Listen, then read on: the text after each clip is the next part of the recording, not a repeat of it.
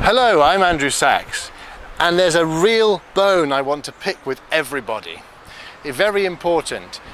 Back in January, here we are in August, back in January, several brokers in this industry did the wrong thing by their customers. They closed out their customers at the time when the Wall Street Bets Reddit forum was in full swing. And we really now, it's all gone quiet. It shouldn't have gone quiet, though, really should it? Here we have in the US a lawsuit with over 30 companies actually now in front of the court. Still gone quiet, nobody's talking about it, and actually the law courts in the United States have started dismissing these claims. What's the real issue here?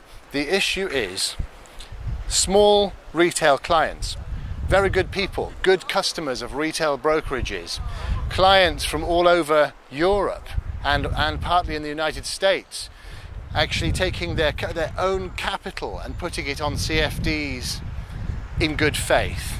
But what did their brokers do? Close them out when there was a little bit of volatility.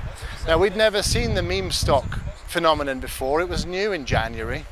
And here we are in central London, which is home to many, many retail brokerages. Some of them, some of the biggest and best in the world. Some of them publicly listed.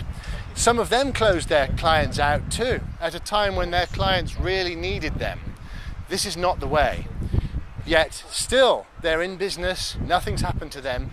I personally received calls from people I know from the industry who I haven't heard from for many, many years, saying, "You won't believe what's happened. My broker has closed me out. I cannot get into my account."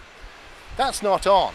And the reason they did this was because there wasn't really they were citing the fact that there was a lot of volatility and a lot of people calling them. That's not the real reason.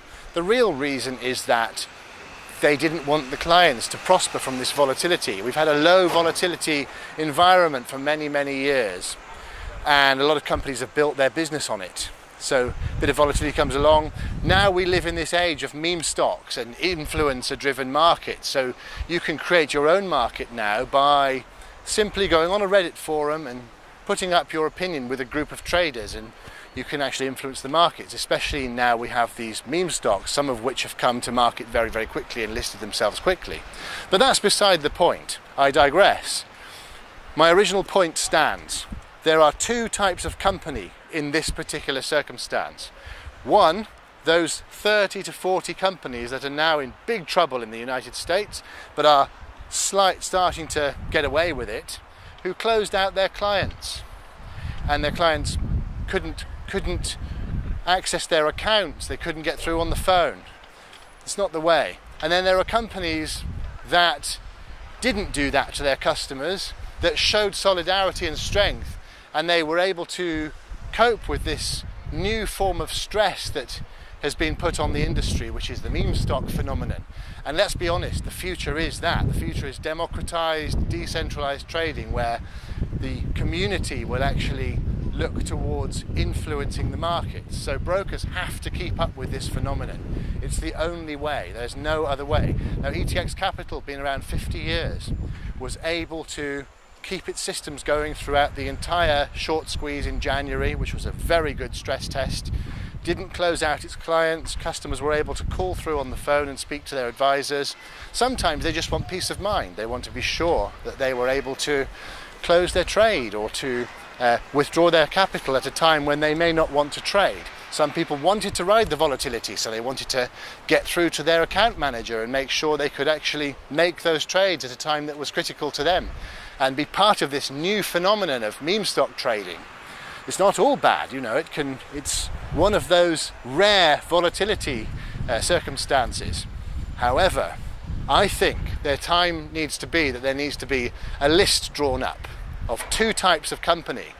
Those who closed their traders out and those who couldn't get through to customer services of their broker on the phone, those whose platforms collapsed and were not able to be accessed. Some of them did it on purpose, of course. They said, we've got a technical problem, we can't cope with the demand, but really they didn't want their trades closed. The other list should be of good quality, honest brokers who didn't do that to their customers and who were able to allow trading right the way through this period.